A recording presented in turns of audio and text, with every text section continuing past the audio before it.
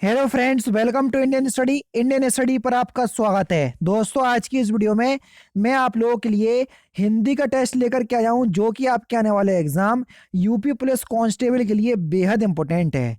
Video को and तक जरूर देखिएगा, क्योंकि लास्ट में मैं आपसे क्वेश्चंस भी पूछूंगा और उसका आंसर आपको कमेंट बॉक्स में बताना होगा। साथ ही साथ इस वीडियो की पीडीएफ डिस्क्रिप्शन में टेलीग्राम चैनल का लिंक दिया हुआ है, वहां से आप प्राप्त भी कर सकते हैं।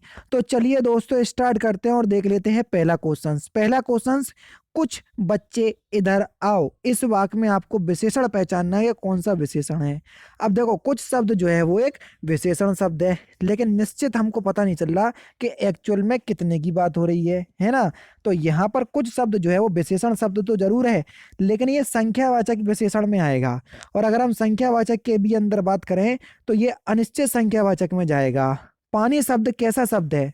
जल्दी बताओ, वचन की दृष्टि से आपसे पूछा है, पानी शब्द कैसा शब्द है? तो ये सदा एक वचन के रूप में प्रयोग होने वाला शब्द है। दूसरा ऑप्शन करेक्ट। पापी का स्त्रीलिंग शब्द क्या होगा, ये आपसे पूछा गया है। पापी का स्त्रीलिंग शब्द, तो पापी का स्त्रीलिंग शब्द हो जाएगा पापिन। दूसरा ऑप्शन करेक्ट। गरीबों के निमित्त धन इकट्ठा करो में कौन सा कारक है? निमित्त का मतलब है के लिए या के वास्ते। तो गरीबों के वास्ते या गरीबों के लिए धन इकट्ठा करो, तो ये आपको संप्रदान कारक में देखने को मिलेगा। तीसरा ऑप्शन यहाँ पर आपका बिल्कुल करेक्ट। दोस्तों, मैं अनअकैडमी पर डेली बेसिस पर हिंदी की बिल्कुल फ्री ऑफ कॉस्ट क्लास ले रहा हूँ, पूरी थ्योरी वाइज। ठीक है, अभी हाल ही में मैंने आपको विराम चिन्ह टॉपिक खत्म किया हुआ है। अलंकार, संधि, निपात, ये सभी टॉपिक में जो है वो आपको आगे पढ़ाने वाला हूँ। तो आप लोग अगर बिल्कुल फ्री ऑफ कॉस्ट पढ़ना चाहते हो तो मेरी पास क्लास में जरूर आइए। अनअकैडमी पर बिल्कुल फ्री ऑफ कॉस्ट क्लास रहती हैं। क्लास पसंद ना आए तो जितना हो सके डिसलाइक कर देना। ठीक है, तो मैं आपको बता दे रहा हूँ आपको मेरी क्लास तक कैसे पहुंचना है। दोस्तों, जैसे ही आप अनअकैडमी का लर्निंग या प्ले स्टोर से डाउनलोड करोगे तो आपसे पूछेगा कि आपको कॉम्पिटिटिव एग्जाम की तैयारी करना है या आपको 6 से 12 तक पढ़ना है। तो मैं तो आपसे कहूंगा कि आप कॉम्पिटिटिव एग्जाम की तैयारी करना चाह रहे हैं। ठीक है, आप किसी भी कैटेगरी को सिलेक्ट कर सकते हैं, railway, bank, SSC, UPPSC, BPSC, RPSC, CPSC, कोई भी स्टेट पीसीएस को आप सिलेक्ट कर सकते हैं।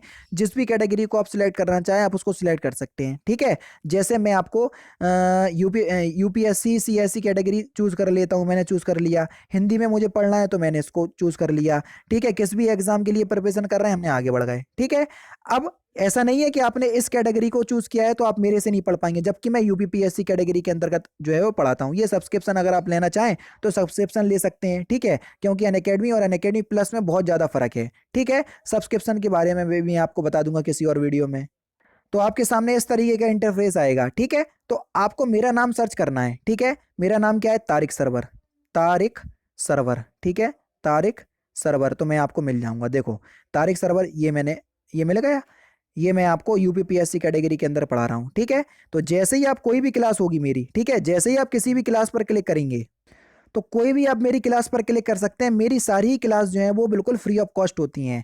जैसे मैंने ग्रामीण परिवेश की ये अभी लेखपाल के लिए क्लास ली। ठीक है, तो इस पे जैसे ही सिलेक्ट करा तो आपसे वॉच क्लास पे जैसे ही आप क्लिक करोगे तो यहाँ पर कोई ऑप्शंस नहीं आएगा, लेकिन आपके पास ऑप्शंस आएगा अनलॉक क्लास। अनलॉक क्लास क्यों करना पड़ेगी वो मैं आपको बता देता हूं।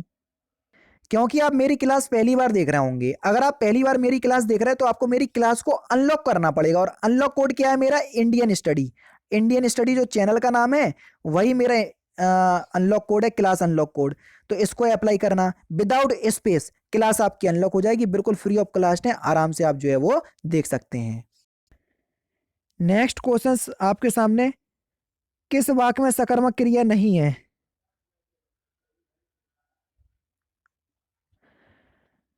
देखो, मोहन हंसता है, यानी कि ऐसी क्रियाएं जिनको पूरा करने के लिए भारी साधन की आवश्यकता हो तो सकर्मक क्रिया और ना हो तो अकर्मक।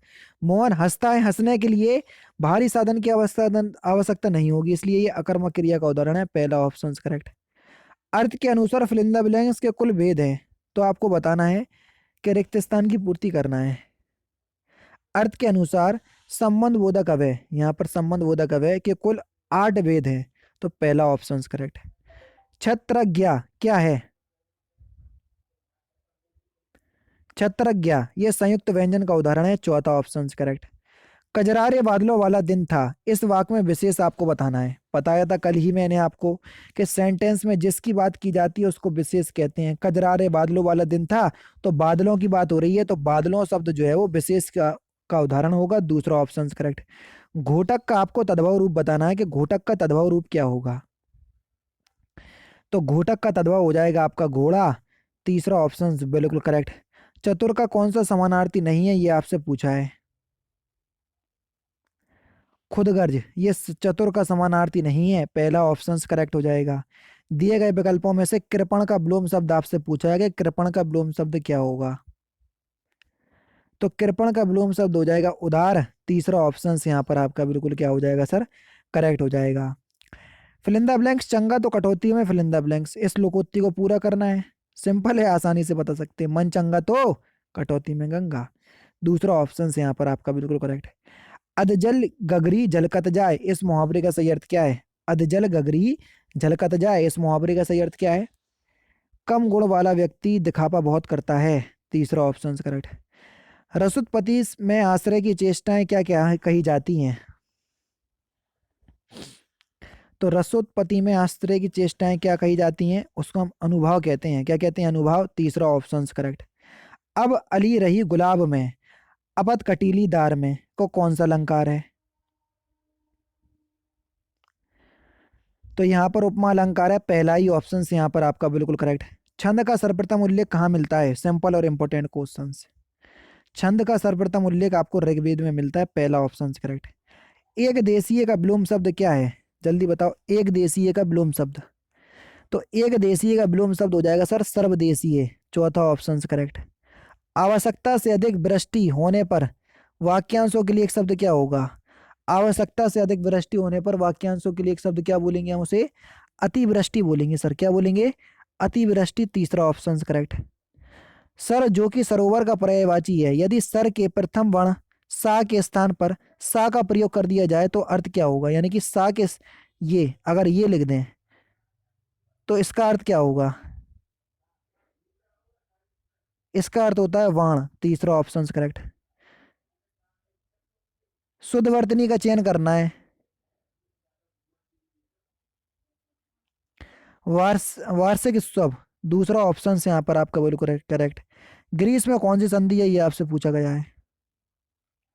गिरी प्लस ईस, छोटी और छोटी ई में लगे बड़ी ई मिलाएंगे तो बड़ी की मात्रा लगी हुई है, दीर्घ संधि का नियम है। दूसरा ऑप्शन करेक्ट। चरण कमल बंधु हरिराई में कौन सा अलंकार है।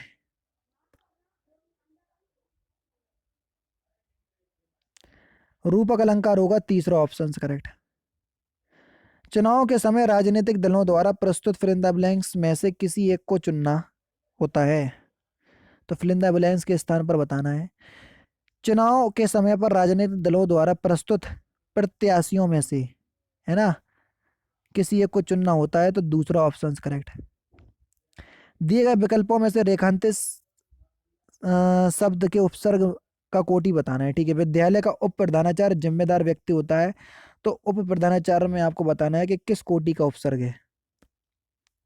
तो सही आंसर हो जाएगा सर तत्सम उपसर्ग, पहला ही ऑप्शन करेक्ट है। अशुद्ध वाक्य का चयन करना है, कौन सा वाक्य अशुद्ध है। वह दंड देने योग्य है। दूसरा ऑप्शन यहाँ पर आपका बिल्कुल करेक्ट है। गोबर गणेश, यह किस समास का उदाहरण है, यह आपसे पूछा गया है। गोबर गणेश ये कर्ण तत्पुरुष का उदाहरण है। तीसरा ऑप्शन यहाँ पर आपका बिल्कुल करेक्ट है। किस शब्द में अति उपसर्ग लगा है, ये आपसे पूछा है। किस शब्द में अति उपसर्ग लगा है। अति उत्तम में अति उपसर्ग लगा है, पहला ही ऑप्शन करेक्ट। निम्नलिखित में से कौन सी बोली अथवा भाषा हिंदी के अंतर्गत नहीं आती। तेलुगु। चौथा ऑप्शन यहाँ पर आपका बिल्कुल करेक्ट हो जाएगा। निम्नलिखित में से कौन सी रचना निराला जी की नहीं है। वीरांगना, ये निराला जी की नहीं है, चौथा ऑप्शन करेक्ट। शिवा भवानी की रचना किसकी है। शिवा भवानी के रचनाकार कौन है। कवि भूषण। दूसरा ऑप्शन करेक्ट। जयद्रथ वध किस लेखिका या लेखक की रचना है। मैथिली शरण गुप्त की, चौथा ऑप्शन करेक्ट। और लास्ट क्वेश्चन, तीन रुबाइयाँ के रचनाकार कौन है? तो इस क्वेश्चन का आंसर आप मुझे कमेंट बॉक्स में बताइएगा कि 3 रुबाइयाँ के रचनाकार कौन है। तो दोस्तों ये थे 37 हिंदी के इंपॉर्टेंट क्वेश्चंस जो कि आपके आने वाले एग्जाम यूपी पुलिस कांस्टेबल के लिए बेहद इंपॉर्टेंट है। वीडियो अगर आपको अच्छी लगी है तो प्लीज़ दोस्तों वीडियो को लाइक और शेयर जरूर कर दीजिएगा। तो दोस्तों फिलहाल की वीडियो में सिर्फ इतना ही। अगर आपको वीडियो पसंद आए तो प्लीज़ दोस्तों वीडियो को लाइक कीजिए, शेयर कीजिए और साथ ही साथ हमारे चैनल को सब्सक्राइब करना ना भूलें, क्योंकि मैं रोजाना इसी तरह के वीडियोस आप लोगों के लिए लाता रहता हूँ। नमस्कार दोस्तों, जय हिंद, जय भारत।